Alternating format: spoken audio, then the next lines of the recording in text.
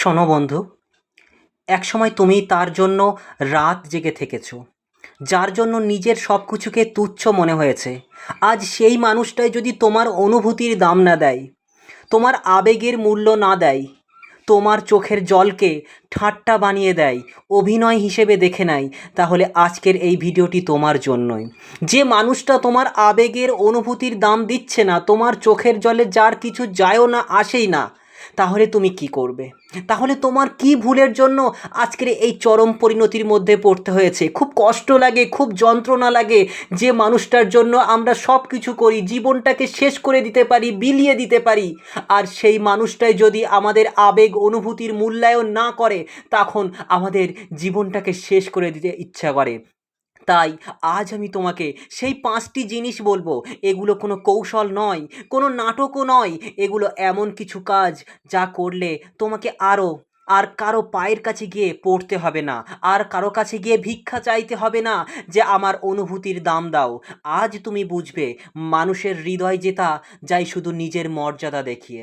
হ্যাঁ, মানুষের হৃদয় জেতা যায় শুধু নিজের মর্যাদা দেখিয়ে, করুণার হাত পেতে নয়। তাই মন দিয়ে শুনো বন্ধু, কারণ যদি আজ এই কথাগুলো বুঝতে পারো এবং জীবনে প্রয়োগ করতে পারো, অ্যাপ্লাই করতে পারো, তাহলে জীবন বদলাতে শুরু করবে এখান থেকেই। তো চলো শুরু করা যাক। প্রথম কাজ, তোমার নীরবতাকে শক্তিতে পরিণত করো। যখন কেউ তোমার অনুভূতির দাম দেয় না, অনুভূতির মূল্যায়ন করে না, তখন প্রথম ভুলটা তুমি নিজেই করো। তুমি তার কাছে গিয়ে বারবার গিয়ে বোঝানোর চেষ্টা করো, দেখো আমি কত কষ্ট পাচ্ছি। না, আজ থামো। আজ তুমি থামো, কারণ যে মানুষ তোমার চোখের জল দেখেও নড়ে না, সে তোমার শব্দ শুনেও নড়বে না। নীরবতা হলো সবচেয়ে বড় উত্তর। তাই রোলান একেবারে লিখেছিলেন, যে নীরব থাকতে শিখেছে সে অর্ধেক জয় জয় পেয়ে গেছে। যে নীরব থাকতে শিখে গেছে সে অর্ধেকটা জয় পেয়ে গেছে। তাই নীরবতা মানে পালিয়ে যাওয়া নয় বন্ধু। নীরবতা মানে তুমি নিজের সম্মানকে রক্ষা করছো, তোমার নিজের আত্মসম্মানকে রক্ষা করছো। তাই প্রতিদিনের অকারণ বোঝানোর অভ্যাস ছেড়ে দাও। আর বোঝাতে হবে না। এই পৃথিবীতে যে মানুষটাকে তুমি এতটা ভালোবেসেছো, সেই মানুষটা তোমাকে হাড়ে হাড়ে চেনে, হাড়ে হাড়ে বোঝে। তাই তোমাকে আর তাকে বোঝাতে হবে না। সে বুঝেও যে অবুঝ, তাই তোমাকে কি করতে হবে? প্রতিদিনের অকারণ বোঝানোর অভ্যাসটা ছেড়ে দিতে হবে। দেখবে তোমার নীরবতা তাকে পাগল করে তুলবে। সে যদি সত্যিই তোমাকে মন থেকে ভালোবেসে থাকে, সে ভাবতে শুরু করবে, হঠাৎ করে তুমি এত চুপ হয়ে গেলে কেন? যে মানুষ আগে তোমার কান্না উপেক্ষা করত, তোমার কান্না দেখে সে উপেক্ষা করে চলে যেত, সেই তোমার নীরবতাকে ভয় পেতে শুরু করবে। হ্যাঁ, ভয় পেতে শুরু করবে। দ্বিতীয় কাজ, নিজের জীবনের দিকে মন ফেরাও। হ্যাঁ শোনো বন্ধু, যার কাছে তুমি অনুভূতির দাম চাইছো, সে যদি দিতে না চায়, তাহলে ওর কাছ থেকে হাত পেতে থেকো না।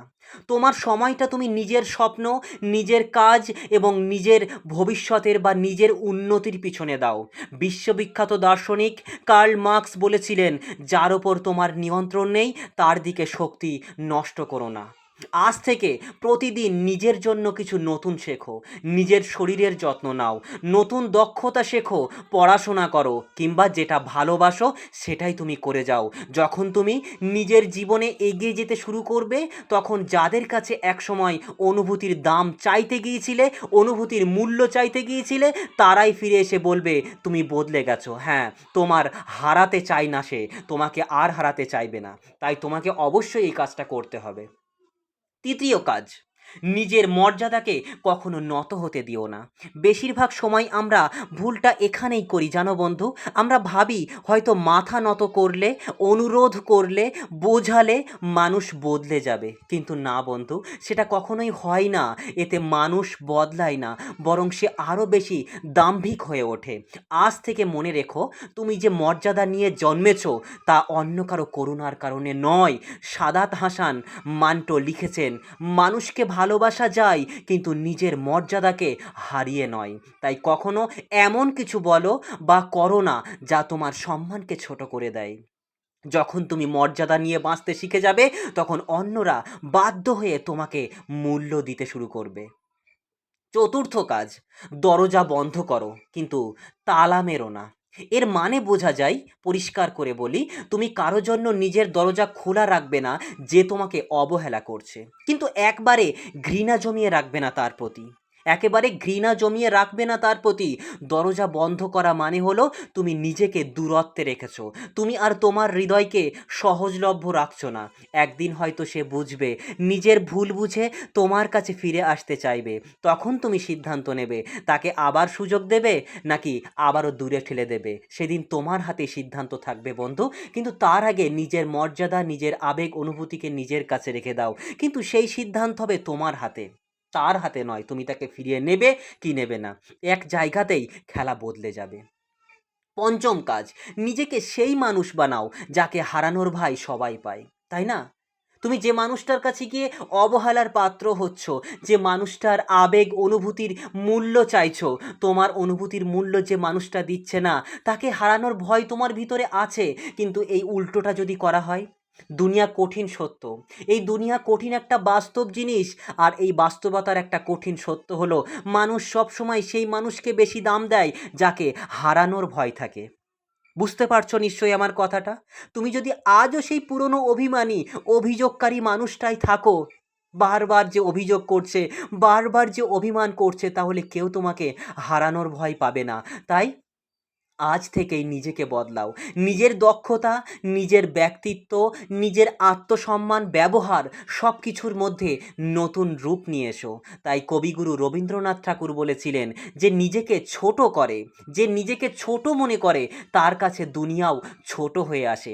তাই বন্ধু, কখনোই নিজেকে ছোট মনে করো না। এই পৃথিবীতে প্রত্যেকটা মানুষই আলাদা আলাদা মানব সত্তা নিয়ে জন্মগ্রহণ করেছে। প্রত্যেকটা মানুষ, প্রত্যেকটা সৃষ্টিকুলের পিছনে অনেক বড় কারণ লুকিয়ে রয়েছে। তাই তুমিও হয়তো সেরকম একটা সুপ্ত সম্ভাবনা নিয়ে জন্মেছো। তোমার মধ্যেও সেই দক্ষতা রয়েছে, যেটাকে তুমি কাজে লাগিয়ে ইন ফিউচারে অনেক বড় কিছু করতে পারো। তাই তুমি নিজেকে কখনো ছোট মনে করো না। তুমি যেমনটা তেমনটাই নিজেকে প্রেজেন্ট করো। তুমি যত বড় হয়ে উঠবে, নিজেকে যতটা বড় মনে করবে, নিজেকে স্পেশাল মনে করবে, নিজেকে গুরুত্বপূর্ণ মনে করবে, দুনিয়াও তত বড় চোখে তোমাকে দেখবে। তখন যাকে একসময় তুমি হাত জোড় করে অনুভূতির দাম চাইতে গিয়েছিলে, সেই মানুষই তোমার দিকে হাত বাড়াবে, আর তুমি সিদ্ধান্ত নেবে তার হাতটা ধরবে কিনা। বুঝতে পারছো নিশ্চয়ই? এই উপরিউক্ত ৫টি পদ্ধতি তুমি নিজের জীবনে অ্যাপ্লাই করে দেখো। আর যদি বুঝতে না পেরেছো, একটু যদি বুঝতে ডাউট থাকে, ভিডিওটি আরও একবার অনুরোধ রইল তোমার। তুমি দেখলে নিশ্চয়ই বুঝতে পারবে আমি অ্যাকচুয়ালি তোমাকে কি বলতে চেয়েছি। মনে রেখো বন্ধু, তুমি কখনো কারো কাছে অনুভূতির দাম চাইতে যেও না। কারো কাছে দাম চাইতে যেও না। কারণ দাম চাওয়া মানেই নিজের মূল্য কমিয়ে ফেলা। তোমার অপর পক্ষের মানুষটা, তোমার প্রিয় মানুষটা, সে সে কি তোমার কাছে অনুভূতির মূল্যায়ন কখনো চেয়েছে? অনুভূতির দাম কখনো চেয়েছে? তুমি নিজেই তার অনুভূতিটা বুঝে তার সঙ্গে সেরকম প্রতিক্রিয়া করেছো, সেরকমভাবেই তার সঙ্গে রিয়্যাক্ট করেছো। তুমি বুঝতে পারো সেই অপর পক্ষের মানুষটা কি চাইছে, তার চোখ দুটো কি বলছে, তার মুখের কাঠিন্য তোমার কাছে কি চাইছে। তাহলে ওই মানুষটা কেন তোমাকে বুঝতে পারছে না? তোমাকে বুঝতে পারছে না নাকি বুঝতে চাইছে না, তুমি নিজেই কিন্তু বুঝতে পারবে। আমি বলছি, ওই মানুষটা তোমাকে বুঝতে চাইছে না, বোঝার চেষ্টাই করছে না। সেই ক্ষেত্রে তোমার যে কারণ, তোমার যে বিষয়টা, সেটা হচ্ছে তুমি দাম চাওয়া মানেই নিজের মূল্য কমিয়ে ফেলছো। জীবন তোমার হাতে বন্ধু, তোমার মর্যাদা তোমার হাতে। আজকের এই ৫টি কাজ যদি তুমি সত্যিই মন থেকে প্রয়োগ করতে পারো, দেখবে তোমাকে আর কারো করুণার প্রয়োজন হবে না। তুমি নিজেই এমন জায়গায় দাঁড়াবে যেখানে মানুষ তোমার অনুভূতির দাম না দিয়ে থাকতে পারবে না। মনে রেখো বন্ধু, তুমি যত নিজের ভিতরকে গড়বে, বাইরের পৃথিবীও তত তোমার সাথে গড়ে উঠবে।